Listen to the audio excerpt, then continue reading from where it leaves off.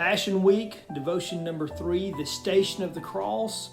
Peter denies Jesus. It's found in Luke chapter 22, verses 54 through 62. It reads, "Then seizing him, they led him away and took him into the house of the high priest. Peter followed at a distance. But when they had kindled a fire in the middle of the courtyard and had sat down together, Peter sat down with them. A servant girl saw him seated there in the firelight. She looked closely at him and said, 'This man was with him.' But he denied it. 'Woman, I don't know him,' he said. A little later, someone else saw him and said, 'You also are one of them.' 'Man, I am not,' Peter replied. About an hour later, another asserted, 'Certainly, this fellow was with him, for he is a Galilean.' Peter replied, 'Man, I don't know what you are talking about.'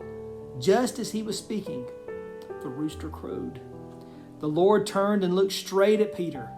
Then Peter remembered the word of the Lord had spoken to him, 'Before the rooster crows today, you will disown me 3 times.' And he went outside and wept bitterly."